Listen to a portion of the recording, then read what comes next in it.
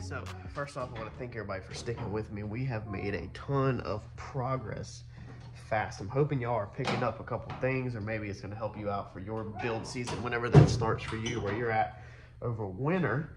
Or if you are like me, just go ahead and use it as an excuse to create a build season.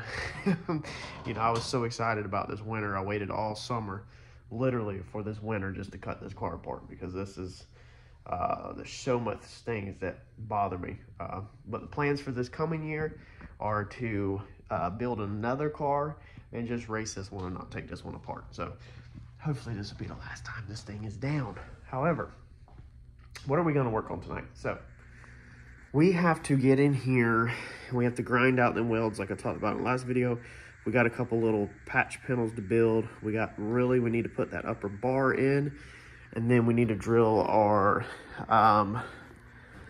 firewall plate, spot weld it in, and then we got body work. We opened boxes earlier. Man, we had a ton of packages and still ain't sorted through all of them. Organized them on our table over there. Some more stuff we got in. We got our heim joints in for our lower control arms. So we're ready to get started on lower control arms and the front suspension. However, this is our heim joints for our uppers. These are our heim joint bungs for our lower control arms that we've been waiting for. This is what was holding up the whole process. However, I want to finish the interior. I'm just not interested in messing with the front end, the motor. I'm not interested in none of that because this is all tore apart. And I would like to kind of get this done so that I got not done, but at least in paint, so then I can start putting stuff back together, and then I can kind of bounce back and forth on finalizing this and then moving on to the front versus just pausing on this now because we got parts in and jumping back up front. So we're gonna keep rolling in here and get this done. We ordered a bunch of tabs. This is how you know that you truly are in love with fabrication and building, is when you order tabs in bulk because you're a builder. A lot of people would be like, man, I'll never use it again. I'm just gonna order what I need. Look at that. This bolt, baby. And I got more stashed away. Like, that's how you know when you're absolutely in love with building. Table, this all goes back on the car still, so we got quite a ways to go. Let's get at it though. All right, progress. So we got these ugly little strips welded in, but that's their purpose, is just to fill it in.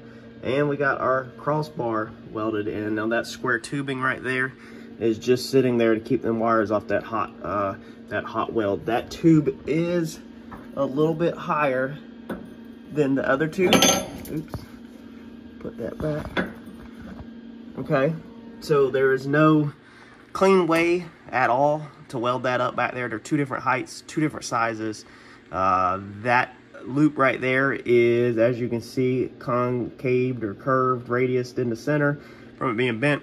There's no good way to attach that back bar. You just got to tack it and just puddle up some weld wherever you can.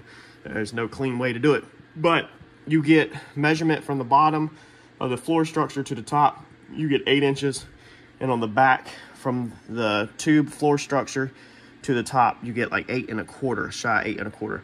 So that's the reason why I went with the tube on top of that loop versus down face of that loop, because that gives me a more equal top, meaning my curve over will be more equal, like a mailbox, versus, you know, like how a mailbox is curved, how it's equal. That's what I'm looking for, versus a sloped one that gets really smaller and then it's like complicated to bend. Also, our piece back there, we already have this piece cut, okay, that this goes into. It was just silicone end on the back, riveted on the front. That's the piece that fits the radius of the back pans.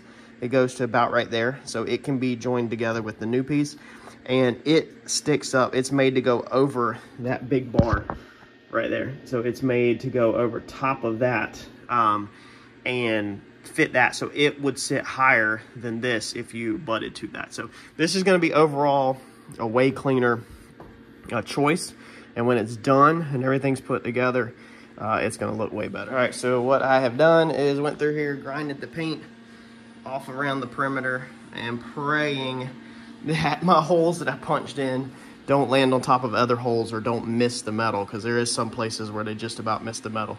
If I was smart, then whenever it was clecoed on, I would have went on the inside and traced it, and then that way I knew where to punch my holes.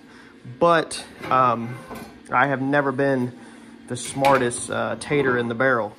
All right, and just like I said, I do a lot of dumb stuff. So you can see through there, there's nothing to weld on them 2 holes right there. There's an 1/8 inch hole back there because that was where we had our little tab. Only 3/4 to weld on that one, nothing to weld on that one.